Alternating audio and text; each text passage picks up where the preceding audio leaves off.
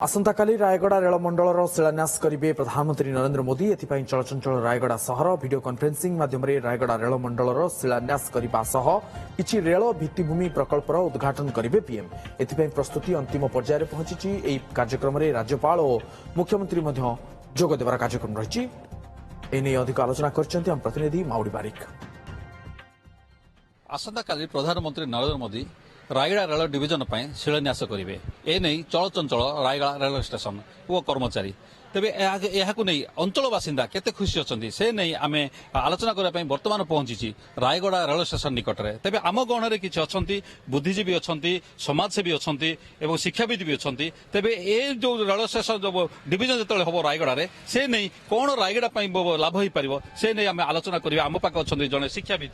প্রধানমন্ত্রীঙ্কর এই যে পদক্ষেপ বহুত দিনর আশা পূরণ হওয়া যাচ্ছি। ଏହା ଏକ ସ୍ୱାଗତଯୋଗ୍ୟ ପଦକ୍ଷେପ।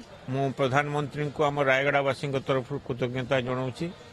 ଏ ଯେଉଁ ରେଳ ଡିଭିଜନ ହେବା ଦ୍ୱାରା ପ୍ରଥମତଃ କନେକ୍ଟିଭିଟି ବଢ଼ାଇବ, ବିଭିନ୍ନ ସହରକୁ କନେକ୍ଟିଭିଟି ବଢ଼ାଇବ। ଆଦିବାସୀ ଅଞ୍ଚଳରେ ବିଶେଷ କରି ଆଦିବାସୀ ଅଞ୍ଚଳରେ ଯେଉଁ ଲୋକମାନେ ଗମନାଗମନ ସୁବିଧା ପାଇପାରିବେ, ପରିବହନର ସୁବିଧା ପାଇପାରିବେ, ସେମାନେ ମାଣ୍ଡିଆଠୁ ଆରମ୍ଭ କରିକି ସପୁରୀ ପଣସ ପର୍ଯ୍ୟନ୍ତ ଯାହା ଉତ୍ପାଦନ କରୁଥିଲେ ବାହାରକୁ ପଠାଇ ପାରିବେ। ଯଦି ମାନେ ଡିଭିଜନାଲ ମାନେ କାର୍ଯ୍ୟାଳୟ ହେଇପାରିବ ରେଲୱେର, ତାହେଲେ ଆମେ ଯେଉଁ ଆଦିବାସୀ ଅଧ୍ୟୁଷିତ ଅଞ୍ଚଳରେ ବସବାସ କରୁଥିବା ଜନସାଧାରଣ ଉନ୍ନତି ହେବା ସହିତ ଏଠାରେ ବିଭିନ୍ନ କଳକାରଖାନା ଆସିଛନ୍ତି ଏବଂ ଏ ଡିଆର୍ଏମ୍ ଅଫିସ ହେଲା ପରେ ଆହୁରି ଅନ୍ୟ କଳକାରଖାନା ବି ଆସିପାରିବେ, ଯଦ୍ୱାରା ଗମନାଗମନର ସୁବିଧା ହେଇପାରିବ। ଯାହା ହଉ ଆମର ବହୁତ ଦିନର ପ୍ରତୀକ୍ଷିତ ଡିଆର୍ଏମ୍ ଅଫିସ, ଯାହାକି ରାୟଗଡ଼ା ଜିଲ୍ଲାର ଜନସାଧାରଣଙ୍କର ଏକ ଗୁରୁତ୍ୱପୂର୍ଣ୍ଣ ଦାବି ଥିଲା।